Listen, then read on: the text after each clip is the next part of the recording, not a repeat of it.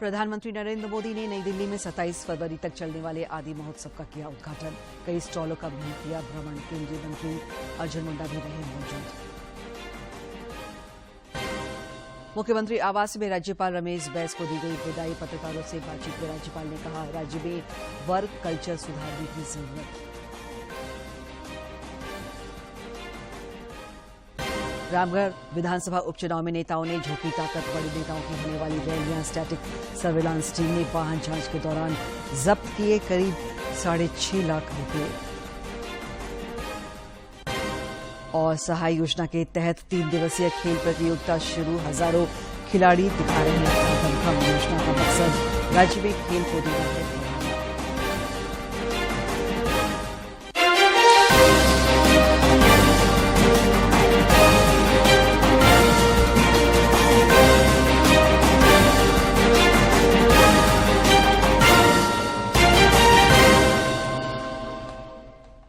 नमस्कार, खबरें झारखंड में आपका स्वागत है। मैं हूं दिव्या और अब समाचार विस्तार से। प्रधानमंत्री नरेंद्र मोदी ने नई दिल्ली के मेजर ध्यानचंद स्टेडियम में आयोजित आदि महोत्सव का उद्घाटन किया। मौके पर जनजातीय मामलों के केंद्रीय मंत्री अर्जुन मुंडा समेत जनजातीय समुदाय से जुड़े कई राजनेता मौजूद रहे।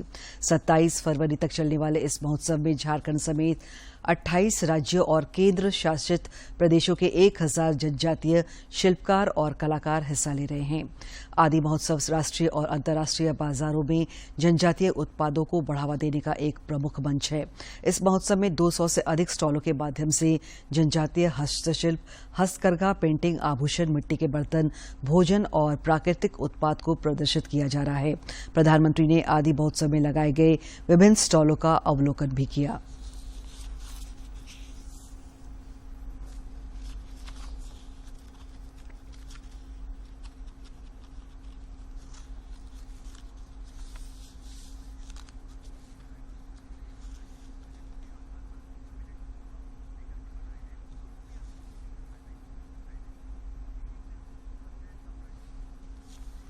प्रधानमंत्री नरेंद्र मोदी ने आदि महोत्सव को संबोधित करते हुए जनजातीय समाज द्वारा किए जा रहे कार्यों की सराहना की। श्री मोदी ने कहा कि जनजातीय समुदाय के लोग संस्कृति को बचाए रखने में महत्वपूर्ण भूमिका निभा रहे हैं। की भव्य प्रस्तुति कर रहा है। अभी मुझे मौका मिला देश की आदिवासी परंपरा की इस गौरवशाली झांकी को देखने का। तरह तरह के रस, तरह तरह के रंग, इतनी खूबसूरत पोशाकें, इतनी गौरवमयी परंपराएं, भिन्न भिन्न कलाएं, भिन्न भिन्न कलाकृतियां, भांति भांति के स्वाद, तरह तरह का संगीत। ऐसा लग रहा है जैसे भारत की अनेकता, उसकी भव्यता कंधे से कंधा मिलाकर एक साथ खड़ी हो गई है। ये भारत के उस अनंत आकाश की तरह है जिसने उसकी विविधताएं इंद्रधनुष के रंगों की तरह उभर करके सामने आ जाती है। और इंद्रधनुष की एक और विशेषता भी है। ये अलग अलग रंग जब एक साथ मिलते हैं तो प्रकाश पुंज बनता है जो विश्व को दृष्टि भी देता है और दिशा भी देता है। ये अनंत विविधताएं जब एक भारत श्रेष्ठ भारत के सूत्र में पिरोती हैं, तब भारत का भव्य स्वरूप दुनिया के सामने आता है। तब भारत अपने सांस्कृतिक प्रकाश से विश्व का मार्गदर्शन करता है। ये आदि महोत्सव विविधता में एकता, हमारे उस सामर्थ्य को नई ऊंचाई दे रहा है। ये विकास और विरासत के विचार को और अधिक जीवंत बना रहा है। आदि महोत्सव को संबोधित करते हुए जनजातीय मामलों के केंद्रीय मंत्री अर्जुन मुंडा ने कहा कि प्रधानमंत्री नरेंद्र मोदी ने जनजातीय आबादी के लिए कई कदम उठाए हैं। उन्होंने कहा कि यह महोत्सव जनजातीय समुदाय की समृद्ध और विविधतापूर्ण धरोहर का प्रदर्शन है। और 1,17,000 गांव में बसे सुदूरवर्ती क्षेत्र में रहने वाले जनजातीय समुदाय को आत्मनिर्भर भारत के साथ इस तरीके से सशक्त, स्वावलंबन, सक्षम, समर्थ बनाने की एक अभूतपूर्व योजना के दृष्टि से आयोजित इस आदि महोत्सव में आपने देश भर के जनजातीय कला, संस्कृति, परंपरा, जीवन शैली के साथ जुड़े उनके उत्पादों को, खाद्य पदार्थों को, परिधानों को और ऐसे क्षमता विकास के कार्यों के माध्यम से, स्किल डेवलपमेंट के माध्यम से, स्वरोजगार के दृष्टि से आगे बढ़ाने का, सहकार से सिद्धि का एक उद्देश्यपूर्ण कार्यक्रम में ट्राइफेड, जो जनजातीय सहकारी विपणन विकास परिषद, विभिन्न राज्यों के सहकारी संस्थाओं, जो फेडरेशन के रूप में, कोऑपरेटिव फेडरेशन के रूप में, सबको मिलाकर जनजातीय समाज के बीच ट्राइब्स इंडिया के रूप में राष्ट्रीय और अंतर्राष्ट्रीय तक उनके उत्पाद पहुंचे, कला संस्कृति पहुंचे। जनजातीय मामलों के केंद्रीय मंत्री अर्जुन मुंडा ने कहा कि जनजातीय क्षेत्रों के संपूर्ण विकास पर केंद्र सरकार विशेष रूप से ध्यान दे रही है। उन्होंने खूंटी में एक कार्यक्रम को संबोधित करते हुए कहा कि इस बार के केंद्रीय बजट में जनजातीय क्षेत्रों के विकास के लिए 3 महत्वपूर्ण योजनाओं की घोषणा की गई है। योजनाओं की घोषणा माननीय वित्त मंत्री जी ने किया। एक के जो जनजातीय क्षेत्र में हेल्थ समस्या है, उसका अस्थायी समाधान कैसे। जगह जगह पर हेल्थ कैंप, खूंटी में भी यहाँ पर हजारों लोगों की संख्या हेल्थ कैंप में आई थी। तो एक डेटा बैंक बने जनजातीय क्षेत्रों के लिए, ये महत्वपूर्ण एक घोषणा हुई है। इधर प्रदेश भाजपा अध्यक्ष सह राज्यसभा सदस्य दीपक प्रकाश ने कहा है कि अमृतकाल का यह बजट विकसित भारत के विराट संकल्प को पूरा करने के लिए एक मजबूत नींव का निर्माण करने वाला तथा भौगोलिक दृष्टि से सभी क्षेत्रों का विकास करने वाला बजट है। श्री प्रकाश कल रांची महानगर भाजपा की ओर से आयोजित केंद्रीय बजट पर चर्चा कर संबोधित कर रहे थे। उन्होंने कहा कि यह बजट ऐसे समय में आया है जब पूरी दुनिया में आर्थिक व्यवस्था तार-तार हो गया है। श्री प्रकाश ने कहा कि इस बजट में समाज के सभी वर्ग, किसान, मजदूर, युवा, महिला, जनजाति, आदिम जनजाति, गरीब, मध्यम वर्ग तथा वंचितों को ध्यान में रखकर बनाया गया है। मुख्यमंत्री हेमंत सोरेन के रांची स्थित आवासीय परिसर में कल राज्य सरकार की ओर से राज्यपाल रमेश बैस के सम्मान में विदाई समारोह का आयोजन किया गया। मौके पर राज्यपाल रमेश बैस को मुख्यमंत्री हेमंत सोरेन, विधानसभा अध्यक्ष रविन्द्रनाथ महतो, मंत्री जोबा मांझी, आलमगीर आलम, रामेश्वर उरांव, सत्यानंद भोक्ता, बन्ना गुप्ता और बादल ने पुष्प गुच्छ भेंट कर विदाई की।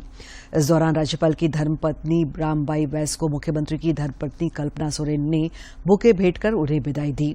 मौके पर राज्यपाल रमेश बैस ने सभी के प्रति आभार व्यक्त किया। इस दौरान मुख्यमंत्री ने कहा कि एक संवैधानिक अभिभावक के तौर पर राज्यपाल का मार्गदर्शन इस राज्य को मिल रहा है।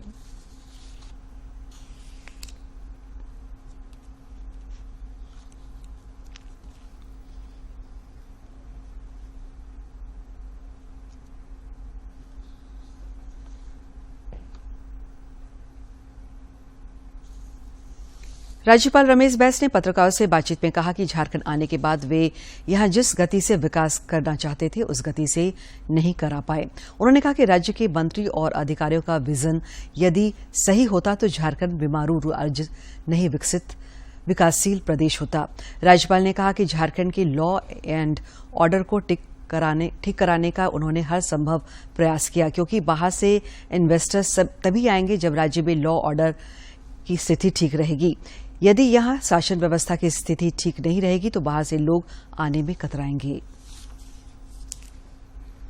रामगढ़ विधानसभा उपचुनाव को लेकर विभिन्न राजनीतिक दलों के नेताओं ने ताकत झोंक दी है। भाजपा और कांग्रेस समेत विभिन्न दलों के बड़े नेताओं का रामगढ़ दौरा जारी है। इसी क्रम में भाजपा विधायक दल के नेता बाबूलाल मरांडी ने एनडीए प्रत्याशी सुनीता चौधरी के समर्थन में आयोजित जनसभा को संबोधित किया। वहीं दूसरी ओर यूपीए के प्रत्याशी बजरंग महतो के समर्थन में मंत्री आलमगीर आलम ने रामगढ़ का दौरा किया।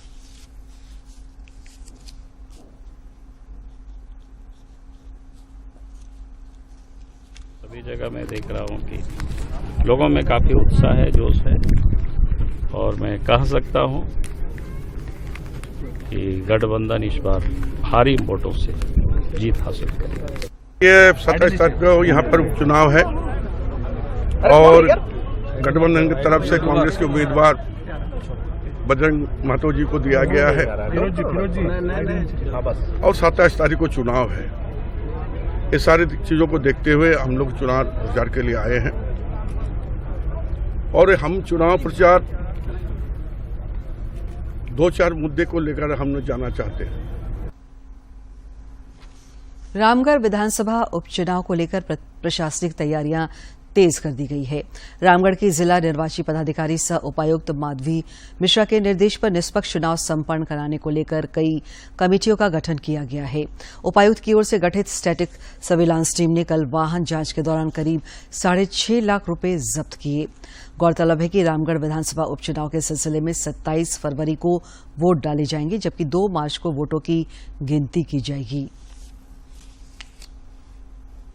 कृषि शुल्क विधेयक के विरोध में राज्य के थोक व्यापारियों की कल से शुरू हुई अनिश्चितकालीन हड़ताल का असर आज दूसरे दिन भी देखा जा रहा है। उधर पूर्वी सिंहभूम के जिला मुख्यालय जमशेदपुर और आसपास Singhbhum chamber of commerce and industries के आह्वान पर चावल, आटा मिल, फल, थोक, आलू, प्याज का कारोबार पूरी तरह से कल बंद रहा।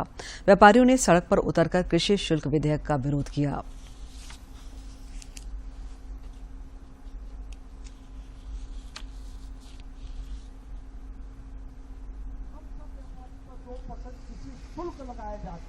जब लगा था तो ये धारणा बनाई गई थी, पूरे व्यापारियों को ये आश्वस्त किया गया था कि 1 नेशन 1 टैक्स के तर्ज पर पूरे भारत की कर की प्रणाली एक रहेगी। उसी के अनुरूप अभी तक काम भी हो रहा था। अगर झारखंड सरकार ने इसको गैजेट कर दिया, इसको नोटिफाई कर दिया, तो यहाँ के खाद्यान्न, आलू, प्याज, तेल संबंधित सभी वस्तुएं 2% महंगी हो जाएंगी। इधर राज्य के कृषि मंत्री बादल ने कल रामगढ़ में पत्रकारों से बातचीत में कहा कि बिहार को छोड़कर यह कर सभी राज्यों में लागू है। उन्होंने कहा कि सुविधा लेने के लिए यह कर देना आवश्यक है या फिर इस तरह के टैक्स लगाए गए। हमने अभी सिर्फ प्रस्ताव लिया, विधेयक महामहिम के यहाँ से पारित होके हमारे पास आया है, गजट प्रकाशित होना है। उसके बाद रूल्स एंड रेगुलेशंस की बात आएगी, जिसमें कल 2 बार हमने झारखंड चैम्बर ऑफ कॉमर्स के अध्यक्ष और उनके लोगों के साथ वार्तालाप किया। जनाब आलमगीर आलम साहब भी साथ थे। हमने कहा कि रूल्स आप जो भी सकारात्मक सुझाव देंगे, आप हमारे अंग हैं और हम आपको कहीं दरकिनार नहीं करेंगे। सरकार जनहित में, किसानों के हित में, मंडियों के जो हालात जर्जर हो चुके हैं उसको लेकर, और हर सरकार को यह कर्तव्य होता है कि हम अपने रेवेन्यू को, रिसोर्स को क्रिएट करें। Jharkhand chamber of commerce and industries ने राज्य सरकार द्वारा लाए गए कृषि उत्पादन विधेयक का विरोध किया है। चैम्बर के सदस्यों के आह्वान पर इस विधेयक के विरोध में कल से राज्य भर में व्यवसायी अपने व्यावसायिक प्रतिष्ठान को अनिश्चितकाल के लिए बंद कर दिया है। बंद को सफल बनाने और व्यापारियों की एकजुटता के लिए चैम्बर के अध्यक्षों ने सड़क पर उतरकर विरोध दर्ज कराया।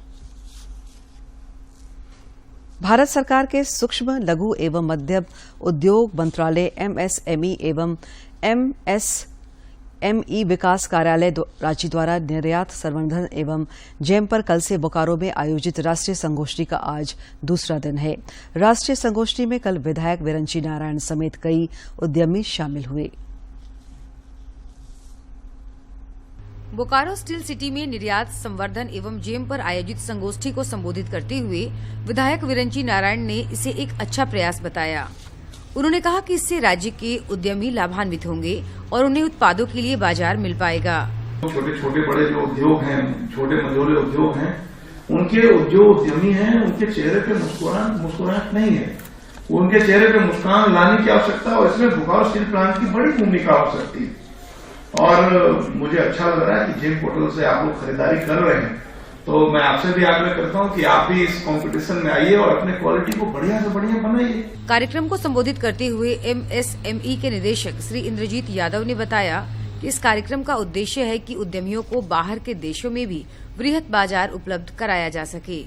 उन्होंने बताया कि उद्यमी अब जेम पोर्टल के माध्यम से भी अपने आप को पंजीकृत करा सकता है। जेम पे जाने में जो डिफिकल्टीज आएंगी उस डिफिकल्टीज को एड्रेस करने के लिए हमने जेम के झारखंड स्टेट के कोऑर्डिनेटर जो जेम के प्रतिनिधि हैं उनको बुलाया है और ये अगले आज टेक्निकल सेशंस में विस्तृत जानकारी देंगे कि रजिस्ट्रेशन कैसे करें, डिफिकल्टीज क्या आ रही हैं, ऑर्डर कैसे सर्च करें, ऑर्डर जनरेट कैसे करें, ऑर्डर का पेमेंट कैसे करें और उसकी जो तकनीकी जो की दिक्कतें होती हैं उसके बारे में विस्तृत जानकारी देंगे।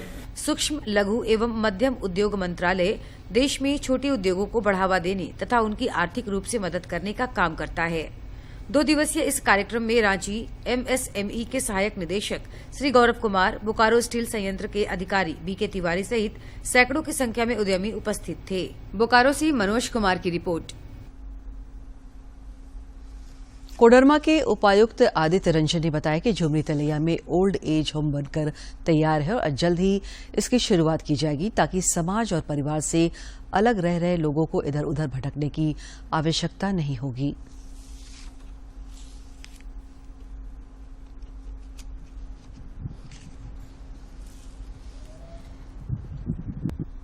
पूरा ट्रांसफॉर्म करके नए कमरे भी बना के उसको रिफर्बिश करके और एक ओल्ड एज फ्रेंडली बिल्डिंग कहेंगे उसको, जिसमें हर एक कमरे में अटैच टॉयलेट, अटैच वॉशरूम वगैरह है। तो एक अच्छा old age friendly old age home हम तक स्टार्ट हो जाएगा। मूक बधिर विद्यालय ओल्ड एज होम यहाँ नहीं था, यहाँ मूक। पेयजल एवं स्वच्छता मंत्री मिथिलेश कुमार ठाकुर ने कल लघु सिंचाई प्रमंडल गढ़वा की लगभग 4 करोड़ की लागत से बनने वाले 9 चेक डैम का शिलान्यास किया। मौके पर श्री ठाकुर ने कहा कि चेक डैम का निर्माण कार्य पूरा होने से किसानों को लाभ मिलेगा।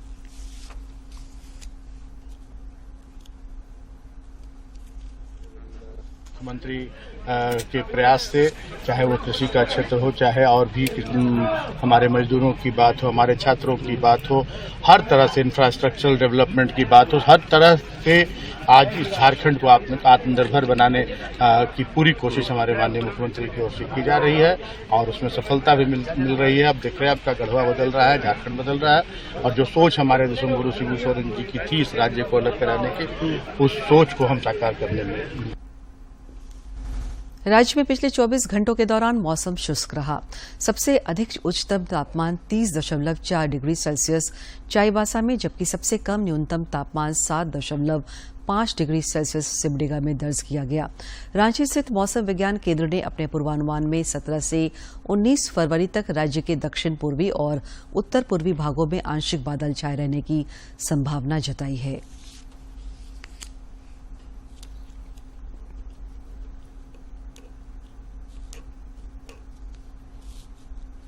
अब बात करते हैं मौसम पूर्वानुमान की, तो अभी आने वाले अगले 5 दिन झारखंड में मौसम शुष्क रहेगा, ड्राई रहेगा और जो न्यूनतम तापमान है उसमें आपको आने वाले दिनों में बढ़ोतरी देखने को मिलेगी।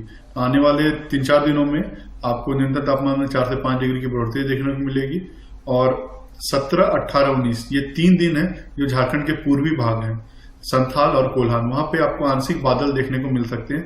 बारिश की कोई भी संभावना अभी 5 दिन में नहीं जताई जा रही है। रांची के खेलगांव स्थित हॉटवार स्टेडियम में सहाय योजना के तहत 3 दिवसीय खेल प्रतियोगिता का आज शुभारंभ हुआ। राज्य में खेलों को बढ़ावा देने के मकसद से सहाय योजना की शुरुआत की गई है। इसके तहत राज्य भर में कार्यक्रम आयोजित किए जा रहे हैं। आज रांची में आयोजित समारोह में मुख्यमंत्री हेमंत सोरेन और मंत्री जगन्नाथ महतो समेत कई गणमान्य लोग शामिल हुए। इस योजना के तहत खिलाड़ियों को बढ़ावा दिया जा रहा है। दक्षिण अफ्रीका में चल रहे आईसीसी महिला T20 विश्व कप 2023 में कल भारत ने वेस्ट इंडीज पर 6 विकेट से शानदार जीत दर्ज की। इंडीज की टीम ने टॉस जीतकर पहले बल्लेबाजी करते हुए निर्धारित 20 ओवर में 6 विकेट के नुकसान पर 118 रन बनाए।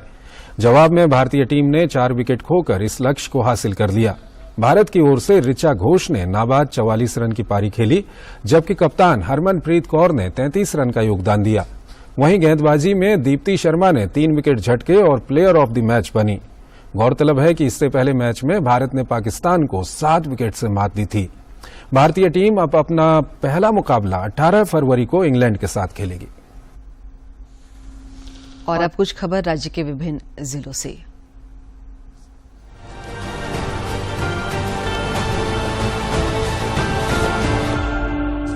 राज्यपाल रमेश बैस से राज्य के मुख्य सचिव सुखदेव सिंह ने राजभवन में मुलाकात की। राजभवन सूत्रों से मिली जानकारी के अनुसार यह शिष्टाचार मुलाकात थी।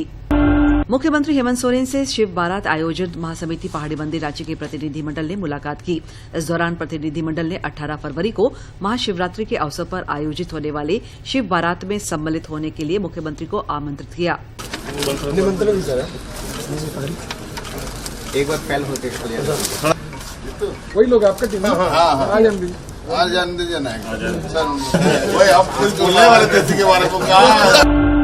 आईएमए एवं झांसा की कोडरमा इकाई ने संयुक्त रूप से राज्य के सभी जिलों में संबंधित जिले के उपायुक्त, सिविल सर्जन, सांसद एवं विधायक को 6 सूत्री लंबित मांगों को लेकर मुख्यमंत्री के नाम एक ज्ञापन सौंपा। इसी क्रम में स्थानीय सांसद सह केंद्रीय शिक्षा राज्य मंत्री को भी ज्ञापन सौंपा गया। मनी लॉन्ड्रिंग मामले में आरोपी निलंबित आईएएस अधिकारी पूजा सिंघल ने रांची के ईडी कोर्ट में याचिका दाखिल कर मामले से जुड़े दस्तावेज मुहैया कराने की मांग की थी। सुनवाई के बाद कोर्ट ने उनकी याचिका खारिज कर दी है। कृषि निदेशालय की ओर से समेकित बिरसा ग्राम विकास सह कृषक पाठशाला योजना के तहत कर्रा में एक कार्यशाला का आयोजन किया गया। कार्यशाला में कृषक पाठशाला योजना के तहत सूचीबद्ध कार्यकारी एजेंसियों को योजना के क्रियान्वयन के बारे में जानकारी दी गई। मनरेगा आयुक्त राजेश्वरी बी ने प्रधानमंत्री आवास योजना ग्रामीण की प्रगति की समीक्षा की। इस दौरान लंबित योजनाओं को जल्द पूरा करने का निर्देश दिया गया।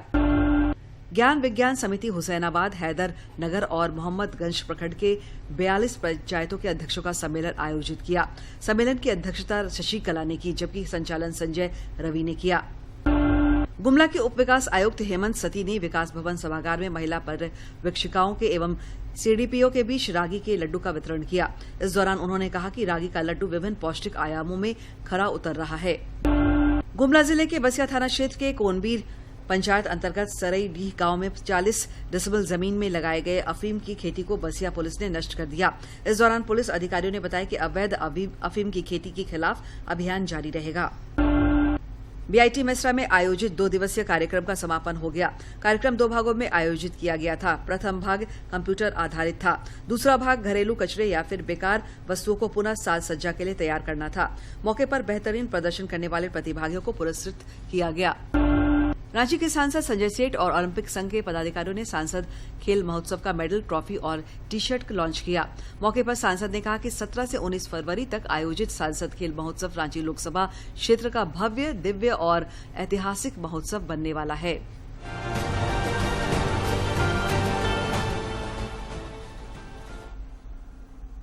ग्रामीण इलाकों में रोजगार की गारंटी के साथ अच्छी कमाई के लिए सरकार की ओर से मनरेगा पार्क का निर्माण कराया जा रहा है।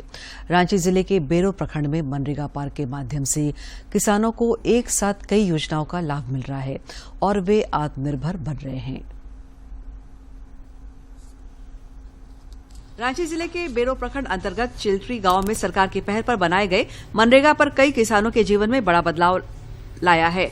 वैसी भूमि जो कभी सिंचाई के अभाव में बंजर हुआ करती थी, आज वहां पर सिंचाई की व्यवस्था की गई है और आम की बागवानी की जा रही है। ऐसा होता था कि पहले भगवान भरोसे खेती होता था, बरसात का पानी आया तो हुआ और नहीं तो वो भी नहीं होता था।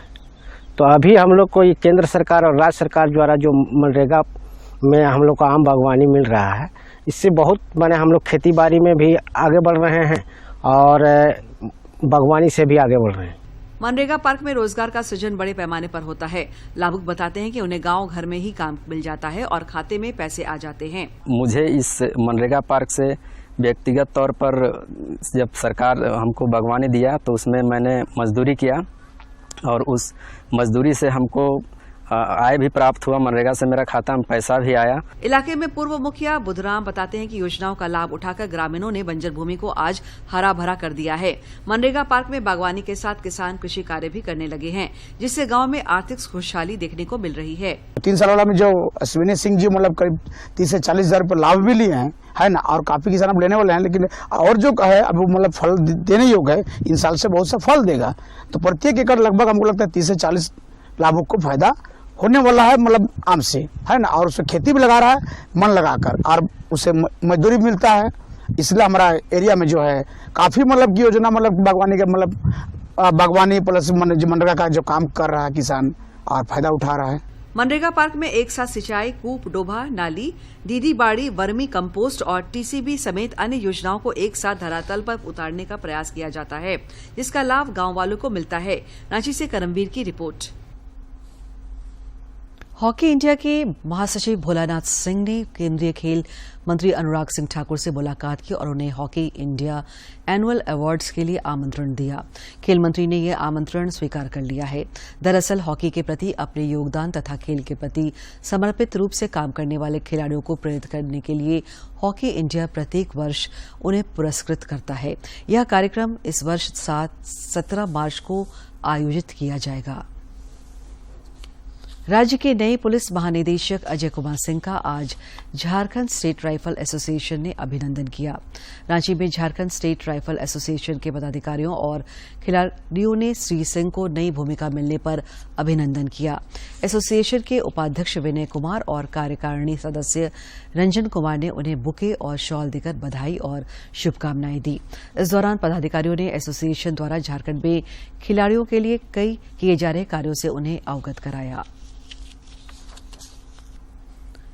रांची के मोरहाबादी में आयोजित आंचलिक खादी और पीएमई जीपी महोत्सव में गुजरात की हर्बल टी के लोग दीवाने हो रहे हैं। क्या खास है इस हर्बल टी में, देखिए इस रिपोर्ट में। इनके पास तुलसी, आंवला, अर्जुन छाल और ऐसे ही कई औषधियों से युक्त चाय उपलब्ध हैं, जो न सिर्फ आपको ताजगी से भर देगा बल्कि आपकी सेहत को भी दुरुस्त कर देगा। ड्रिंक में कोई कलर नहीं होगा, कोई केमिकल नहीं होगा, कोई फ्लेवर। ये हमारा राजकोट गुजरात का प्रोडक्ट है। इसमें सर सैसे होते हैं, 10 सैसे होते हैं और एक सैसे को 1 गिलास ठंडे पानी में डालो, रेडी इंस्टेंट। आपका ये जो ड्रिंक्स हैं 1 साल के बच्चे, 2 साल के बच्चे से लेके कोई भी पी सकता है। एक ही तरह की चाय पीकर उब चुके। अंत में मुख्य समाचार एक बार फिर। प्रधानमंत्री नरेंद्र मोदी ने नई दिल्ली में 27 फरवरी तक चलने वाले आदि महोत्सव का किया उद्घाटन। कई स्टॉलों का भी किया भ्रमण। केंद्रीय मंत्री अर्जुन मुंडा भी रहे मौजूद। मुख्यमंत्री आवास में राज्यपाल रमेश बैस को दी गई विदाई। पत्रकारों से बातचीत में राज्यपाल ने कहा राज्य में वर्क कल्चर सुधारने की जरूरत।